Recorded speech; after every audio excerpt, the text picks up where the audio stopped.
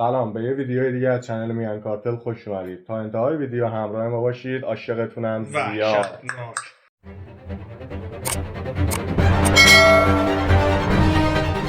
خب اما عاطف چی آوردی برامون؟ داستان چیه؟ امروز یه سوالیه دل گرفته ولی دلگشا، در حافظه کمال متضاد مترادف. پارادوکس. آقا چجوری اکس رو فراموش کنیم و به سراغ نکس بریم؟ در چه شرایطی و چگونه؟ خب میریم از محمود شروع میکنیم اولش، بعد عباس، بعد خودم، بعد یوسف عاطفی برادر بزرگ بنده با سن 31. آقا به نظر من وقتی میخوای یکی رو فراموش کنی، مثلا اون اکسیت که الان مثلا اسمش هست، بخوای فراموش کنی، بهترین کار اینه که بهش اهمیت ندی. وقتی بهش اهمیت ندی کلا دیگه یادت میره. حالا میگی نمیشه اهمیت داد و اینا و فلان و اینا، ولی میشه. با اینکه مثلا پیگیر کاراش نباشی، نمیدونم فالوش نکنی، تو تلگرام پروفایلش رو چک نکنی، حالا هر چیزی که بهش ربط داشته باشه. نه اصلا موقعی که کات کردی شماره‌شو پاک کن. نمیخواری که بری چک کنی، اونجوری خودت میخواری. به نظر من اینجوری باید فراموشش کنی که کلا دیگه اصلا اسم اکس هم روش نباشه.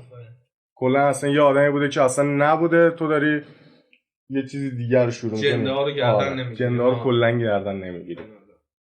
سراغ نکس هم که بخوایم بریم، نکس نمیشه گفت. وقتی اکس نباشه نکسی هم وجود نداره، اون اولیه میشه. میگه یه جمله بهت میگم، میگه وقتی یه رابطه رو تموم میکنی سرش یه نقطه بذار که نفر بعدی اسمش با حروف بزرگ شروع شه. با نظر تو مخالفم.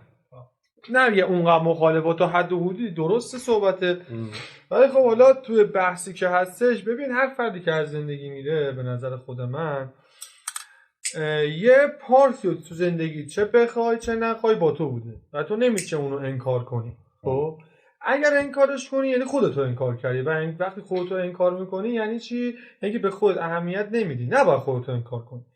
اول اصلا تو وقتی این رابطه تمام میکنی، هر چیزی سزاوار یک عزاداریه.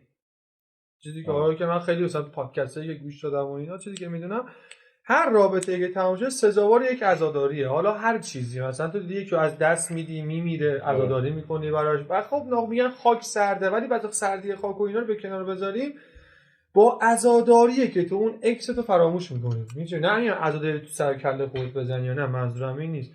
عزاداری منظورم اینه که تو مثلا کم کم خاطرات فراموش کنی. نه بشین همه خاطرات تو یه هفته بریز رو دایره. کم کم نه، اتفاقا تو یه هفته برو توی خوده، برو تو لاک دفاعی خوده، برو تو لاک تنها باش. اتفاقا نباید به سراغ نیکس. مثلا کلا همه روانشناسا میگن یه رابطه تموم میشه تا 6 ماه تا 1 سال آینده داره، بستگی به فردش داره. به طولانی مدت رابطه دیگه، هم طولانی مدت رابطه، هم فرد مورد نظر. بین 6 ماه تا 1 سال تو هر رابطه‌ای که تو بری، تو صدماتی که رابطه قبلی دیدی رو روی فرد دیگه خالی می‌کنی. آره.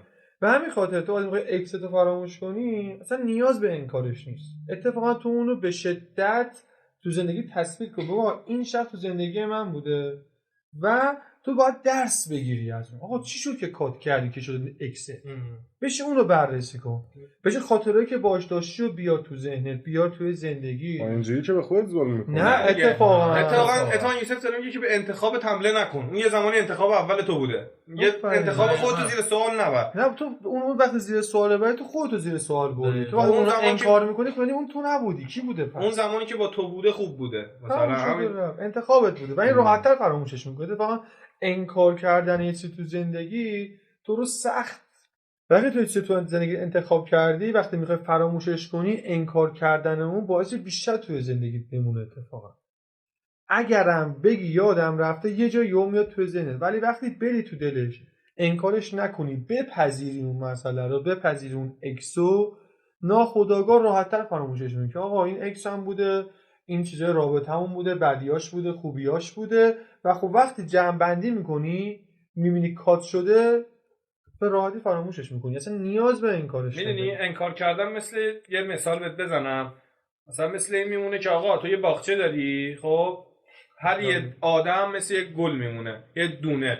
خب تو انکار کردن مثل این میمونه که چی؟ تو این دونه رو مخفیش کنی، اون ته بهش آب ندی. خب اینجوری وقتی میای گلای جدید بکاری، وقتی بیل میزنی اون قبلی هم میاد بالا. مثل باحالی بود نه؟ ناکن گوش ندادی دیگه. میگم وقتی ناکن وقتی تو انکار میکنی یه نفر رو، خب مثل هر یه نفر رو یه دونه حساب کن، خب که تو میکاریش ته اون باغچه‌ای که داری، خب نه بهش آب میدی نه میذاری نور بهش بخوره. خب وقتی تو یه دونه جدید میخوای بیای بکاری، موقع بیل زدن اون دونه رو میبینی. میدونی چی میگم؟ اون وقت تو فرد جدیدی که میری دنبالش، همش دنبال اون نفر قبلیه‌ای. میدونی چی میگم؟ که اون نیاد رویه. آره رو نیاد. ولی وقتی انکارش نکنی، آقا خب من این دونه رو دارم، من این کارم سبزش میشه، اون وقت هر گلی که بغلش بکارم شاید گل جدید قشنگ‌تر قبلیه بشه. اصلا اولیش مثلا یه گل معمولی بوده، الان تو یه گل روز خیلی هلندی خوشگل گرفتی. این چه مثال باحالی بود. تو نظرت چیه؟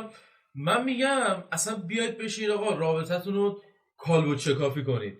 بشین، خودتو میشناسی دیگه. تو وقتی رابطه خودتو کالبد چکافی میکنی خودتو میشناسی، میدونی الان هدف در رابطه چیه، چه بیشتر میدونی آدم بعدی که میخوای بری سراغش چی باید داشته باشه چی نباید داشته باشه، معیارات هی تکمیل‌تر میشه. و اینکه کامل موافقم با اینکه 6 ماه حداقل نباید بری تو رابطه، چون واقعا تو میای هرچی کمبود داری تو دنبال نفر بعدی، بعد به نفر بعدی آسیب میزنی، همزمان به خودت هم داری آسیب، ولی بیشتر داری به یه نفر دیگه آسیب میزنی. اینجوری نیست تو یه نفر اومده به تو آسیبی رسونده بعد تو بیای بری به یکی دیگه آسیب برسونی. بعد رابطه اینجوری نباید باشه که وقتی کات میشه همش آسیب باشه. من نمیدونم چرا رابطه ها اینجا اینجوریه. موقع دقیقش هم بگم تو ایران اینجوریه که موقعی که دو نفر کات میکنن فوشکاری میکنن هم دیگه رو، فوش ناموس، در صورتی که خیلی وقتا مثلا حتی تو خارج ازدواج هم میکنن، طلاق میگیرن، باز مثل دو تا رفیق با هم رفت آمد میکنه. تو خاطره داشتی با اون آدم، تو خاطره سازی دوستت بود اصلا، یه تایمی از زندگی تو، عمر تو، زمان و تایم تو، همه چی تو گذاشتی پای اون آدم. جمله هست که میگه اصالت یک شخص زمان پایان رابطه معلوم میشه، نه اول رابطه. دقیقاً حالا اینو می‌خواستم بهت بگم. میدونی حالا چرا میگم مثلا توی ایران چرا بیشتر اینجوریه؟ یه مسئله هست که ماها سعی نمی‌کنیم اول خودمون رو بشناسیم بعد بخوایم بریم وارد رابطه بشیم. می‌دونی چی میگم؟ تو وقتی خودتو نشناخته باشی و وارد رابطه بشی، تازه میخوای شروع کنی یکی دیگر رو بشناسی. تو چجوری میخوای یکی دیگر رو بشناسی وقتی خودت هنوز نشناختی؟ و این همینه که اکثر رابطه‌های ما تهش میشه کات، تهش میشه فوش، در و بیرا. همون یکی از یکی فیلم میگیره، فیلمشو پخش میکنه. این همه کمبوداییه که دارن. و ما قبل از اینکه وارد رابطه بشید باید سعی کنیم که همه خودمون رو بشناسیم. اون اتفاق که بیفته یادش سر خودت میاد آخر سر که بخوای سوء استفاده کنی از کسی، به زور نگهداری یکی تو زندگی تو. خیلی اینجوریه الان تو این زمان. ولی رابطه یه سری چارچوب باید داشته باشه. هر کی میگه مثلا رابطه‌ای که بدون چارچوب رابطه آزادانه، اینا نیست. ببین هر کسی هر چقدر بگه من اوپن مایندم فلان بزن، همه اینا چرته. به تو خارج کشورم که بری بازم مثلا دختره میگه من دوست پسر نمویه، بازم پسر فریکو داره روش. آقا اینجوری نباشه، چون بالاخره رفتیم دیدیم آدمای دوستای خارجی داشتیم، داریم میبینیم اونجا زندگی میکنن. اونجا هم حتی همینه. یه در اکثر دعواشون سر اینه که مثلا چرا تو مثلا با دوست من تیک و تاک کردی. ایرانش هم همینه، اما ایران بدتره. الان زنای متحد بیشتر از دخترای مجرد دوست پسر دارن. مثلا مرد متحد هم بیشتر از پسرای مجرد دوست دختر دارن. و خب این واقعا کمبود و اون ناآشنا بودن خودشون برای خودشون، چون خودشون نمیتونن پیدا بکنن. ولی دختری که دوست پسر داره نظرم کنسسه. من واخه تو قبول میکنی دوست دختر داشته بگی دوست دختر نباید داشته باشی؟ من ندارم. من وارد رابطه میشم همه رو چال میکنم. من این شکلیم. من ندارم. من ندارم. من برم تو رابطه دیگه کلا دختر دیگه یا اصلا نه اینجوری بگم که اصلا میگم خیلی خفنم و فلان و اینا، ولی وقتی میرم توی رابطه با یه دختر دیگه کلا هرچی دختر دور و برش هست اصلا نه نگاهی بهشون میکنم نه اصلا حرفی بهشون میزنم. حالا نه فقط رفیقای اون، حالا شاید هم از قبل رفیقای دختری داشته باشم، ولی وقتی که میرم تو رابطه کلا دور همشون رو خط میکشم. من داداش وقتی دوست دارم میرم تو رابطه، دوست دارم یه چیزی رو به طرف هدیه بدم که هیچ وقت ندیدم. وفاداری دوست دارم هدیه بدم. میدونی وفاداری چیزی که هیچ جایی نمیبینی. من دوست دارم اگه طرفم حالا برفض 6 ماه یه سال هرچی از ما هم هستیم، بعد منم وفاداریه یادش بمونه. بدون مهمتر از عشق وفاداریه تو رابطه. میدونی چی بهت میگم؟ این وفاداریه خیلی مهمه. من میگم مهمتر از وفاداری احترام است. خیلی‌ها تو رابطه احترام ندارن واقعا. احترام مثلا منظور چیه؟ نه ببین مثلا هیچ احترامی واسه طرف مقابلشون، هیچ ارزشی واسه طرف مقابلشون قائل نیستن. تو بالاتر از وفاداری ارزش دادن به اون آدمه. میدونی چی میگم؟ تو موقعی که میگی وفاداری یعنی داری ارزش به اون آدم میدی دیگه. نه معنی حرفت همینه دیگه، میگی ارزش قائل میشم واسه اون طرف مقابل. ارزش با احترام کاملا متفاوته. هم ارزش هم احترام. خیلی از روابطی که ما میبینیم مثلا دور از این که مثلا طرف مثلا اینکه دوست پسری هم داشته باشه یا مثلا دختر یا پسر مثلا رفیق دختر داشته باشه، این دوتا تو رابطه حتی اگه هیچ رفیقی هم نشه باشن بازم مثلا میبینی دعوا و درگیری و چرت و پرت دارن تو رابطهشون. سر چی؟ مثلا احترام به هم نمیذارن. داش میدونی مشکل کجاست؟ تاکسیک بودنه. بعضیا تاکسیکن. مثلا نه تو میای به یارو ارزش میدی در صورتی که من خود ارزش قائل نمیشی. خب نه اول خودت ارزش باید واسه خودت قائل باشی. بعد به خودت احترام بذاری طرف مقابلم باید به احترام بذاره. تو وقتی وقتی من میگم وفاداری به یارو داری میدی، یعنی تو انقدر از خودت مطمئنی که نه کار اشتباه میکنی نه حرف اشتباه میزنی، خودت هم در جایگاه درستی داری. وقتی طرف میبینه تو خواهن‌ها دقت کردی توی رابطه طولانی مدت که بری طرف شبیه تو میشه، تو هم شبیه طرف میشی. حالا بیشتر دختر شبیه پسر میشه. نه خیلی متقابل. من همه دوست دخترم میشه شبیه خودم هم. هر چی بهشون پیام میدم همشون میگن هر چی داریم فلان، ولی جدی دختر بیشتر شبیه پسر میشه. بس ببین همیشه دست بالا باید اول خودت باشی که اگه قراره تو زندگی کسی بیاد اون نباید تو بره بالاتر، تو جایگاه خودت اگه قراره تو یه جایی برسه تو جایگاه خودت برسه. با همدیگه ببرید بالا. اصلا از بالا نگاه کردن به همدیگه اصلا قابل پذیرش نیست. اصلا قابل پذیرش نیست. این یعنی تو کسی تو رابطه چه دوستی چه رفاقت چه رابطه دوست و دوست پسری، کسی که اولویتش اول خانواده‌اش نبود باید بذارش کنار. ببین تو رفاقت تو رابطه دوست دختر دوست پسری، دختر ببین اگه تو رو گذاشت اول خانواده‌اش مطمئن باش به خاطر یه پسر دیگه تو هم میذاره کنار. تو رفاقت با پسرم همینه. با پسرم هم فرق با همین جنس خودت هم همینه. ببین ما مثلا رفاقتی داریم که مثلا 17 سال است ولی خب ما اولویتمون خانواده است. ما بخوایم بریم با هم بیرون و رفیقم بگه مامانم بگه مثلا بیا با هم بریم، ما مامانم میریم بیرون. ببین چی اینجوریه که رفاقت همیشه پابند یه با یه آدم لویال، با یه آدمی که همه جایش وفاداره تو رابطه. این رابطه خیلی چیز مهمیه. سعی کنید آدم نه با هر کسی بره تو رابطه. ببین هر کسی ارزش اینو میدونه، چون تو پرچم اونی اون پرچم توئه. تو یه جمعی بری میگن نگاه کنید دوست دختر یوسفو، نگاه کنید دوست پسر فلانیه، مثلا رفتار رو نگاه کن، کردار رو نگاه کن. میدونید با یک کسی تو رابطه باشه که پرچمتون همه جا بالا باشه. اگه در هر سال پرچمتون پایین، اول تذکر، دوم تذکر، سوم دفعه چون با ترکش کنید. یعنی به شما از این نترسید که آی اون بره تنها میشم، نه اتفاقا همه چیز تو تنهاییه. تو با تنهایی رشد میکنی. تو نمیتونی مثلا 1000 نفر دورت باشن رشد کنی. اولویت زندگی رشد خودت باید باشه، بعد رو خانواده، بعد رابطت. اگر رابطت علنی شد، ازدواج کردی، رشد خودت و دوست دخترت یا همسرت، بعد میشه خانواده‌ات. بعد ازدواج کردن همین متفاوته. خانواده خودت تموم شد. در کل احترام به نظر من خیلی مهمه. مثلا خیلی هر حرفی نباید بزنی، هر شوخی رو به نظر من تو رابطه نباید بکنی. خیلی وقت دیدم مثلا طرف یه شوخی میکنه که واقعا اون مربوط به رابطه نمیشه. مقایسه نباید بکنی. داغون میکنه مقایسه رابطه رو. چون هر کس یه بضاعتی داره. تو نمیتونی مثلا با یه پسر مثلا وقتی پول داره مالی شده که راحت تری به ذهن همه میاد دیگه. تو مثلا با یه پسر پولدار میری تو رابطه، نباید توقع رو هم یه بچه دیگه که مثلا پول نداره داشته باشه، که دست جوجی خودش خود ساخته است، همه چیشو بر تو میذاره. همیشه میگه همیشه یه دونه بهترش هست. آفرین. من میگم که برای پیش تو آدم بهترین برای تو باشه.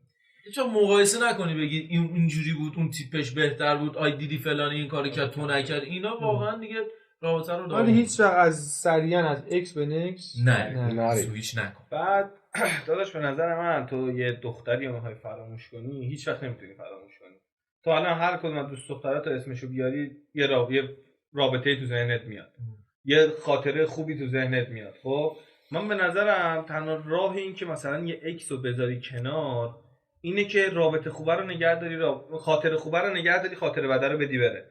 اینجوری خیلی راحت فراموشش می‌کنه. خاطره بده باید جفتشو ادغام کنی بدی بره. نه چرا نمیشه بدی بره؟ اصلا تو نمیتونی همچین چیزی رو بگی. میره. ولی وقتی تو رابطه بلند مدت داری یه مثلا به ذهنت نمیاد. خب دیگه آفرین. من مثلا آقا میگم تو مثلا یه اکسی داری، خب مثلا تو با این میری بیرون غذا میخوری با هم غذا، تو مثلا مثال کوچیک دارم میگم، تو از این حرکت خوشت میاد، خب وقتی تو میری واسه نفر بعدی اون خاطره رو نگه واسه همونجا.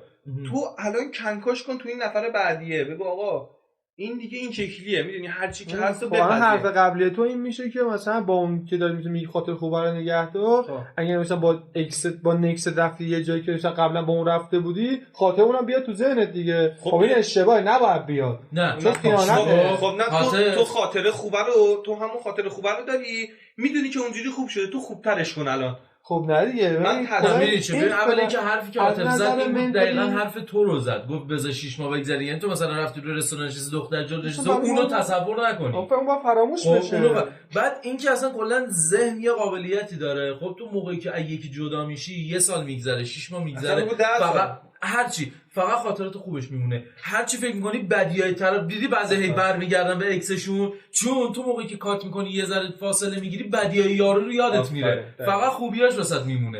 هی فکر نمیکنی چه بلایی مثلا سر دوباره بدیای یارو فکر نمیکنی، در اصل تو باید منطقی باشی بشینی بدیای. آره ببین این چیزی که داری میگی یه ذره خیلی اصلا روابط و اینا خیلی بده. ببین تو وقتی میگی خاطرات خوب طرفو نگه دار ولی وقتی میگی برمیگردی به اکست، این بده، چون باعث دوباره ضربه بخوره. تو چی شده که برگردی؟ تو میگی وقتی میگی خوبی‌ها شده خیلی‌ها دیدی؟ نه میگم خیلی‌ها رو دیدم خب که موقعی که کات میکنن اصلا اکس بدی اکس رو یادشون میره. خب این اشتباهه دیگه. این باعث میشه که یه تایمی شاید بخواد برگردی بهش. هیچ میگم نه باید بدیاش میدونی که این اتفاق نمیافته. تو زمانی که جدا میشی، من همیشه گفتم، خب تو کلیپ‌های قبلی هم گفتم، من خودم یه قانونی که دارم، وقتی جدا میشم میام پیش این یا مثلا محمود یا هر کی، میگم آقا این دلیل کات ما شد فلان چیز، که اگه خودم هم یادم رفت کسی باشه یادم بندازه، که اگه من خواستم برم دوباره دنبال یارو بگه آقا این شد تو کات کردی. میدونی به نظر من وقتی تو کات میکنی باید دلیلشو به یه نفر بگی، باید بشین دلتو بریزی بیرون، بخوای همشو چال کنی داداش قبرستون میشه دلت. اون عزاداریه میشه دیگه. آره درسته دیگه، هم عزاداریه میشه. خب دیگه خیلی شد دیگه، خیلی شد. اینو حالا شاید بعداً هم شاید ادامهش بدیم، ولی در کل اگه صحبتی بود اگه تموم کردید رابطه رو، ولی به نظر دیگه برنگردید. آره دیگه برنگردید. یک دو اینکه رابطه 1 تا 3 ماه، رابطه 2 قسمت داره، 3 ماه و 6 ماه، بعدش 1 سال. تا 3 ماه هم کات کردید دوباره برید وارد رابطه شید، ولی وقتی رابطه‌تون طولانی شد اصلا تا 6 ماه تا 1 سال تو رابطه نرید. آره کات کردی و خداییش دیگه داشته باشی. هر وقت کات کردین دیگه نباید برید سراغ طرف، چون رفتارهای طرف هر چقدر به یه تغییر کردن تو موقع عصبانیت همون میشه، دوباره برمیگرده اون رفتارش. مثلا میگن خواننده شایست بکنم میگه آدم رو عصبانی کنی حرف دلشون رو میزنی تو سرقه. میگه دیگه میگه یه کتابو دوبار بخونی هیچ وقت داستانش عوض نمیشه، اما عشق این حالش نیست. داستان پیرمرده رو شنیدی؟ یه جوک معنی هم داره، اینا بگیم و بکنم آخرش میشه. یا یه پیرمرده پسر جوونه میرن سینما، داشتن یه فیلم می‌دیدن که اسب سوار بوده یارو. پسر پیرمرده میگه حاج آقا بیا 100,000 تومان شرط ببندیم که اسب این مسابقه رو میبره. حاجی میگه نه نمیبره، بیا ببندیم. میبندن، اسب میبره، حاجی میبازه. 100,000 میده بهش. بعد پسرم میگه حاجی بیا این پولو بگی، من فیلمو قبلا دیده بودم. میدونستم اسب میبره. حاجی میگه من بار صدمه دارم میام اینجا. بعد امید داشتم شاید یه بار دیگه اسب ببره. آقا خلاصه که دوستتون داریم، مرسی که تا انتهای ویدیو همراه ما بودید. این ویدیو البته مخصوص کسایی نیست که از سر اندرزو تا اندرزو ثبت شما رو دادن. دوستتون داریم، مواظب خودتون باشید. خدا I love you وحشتناک.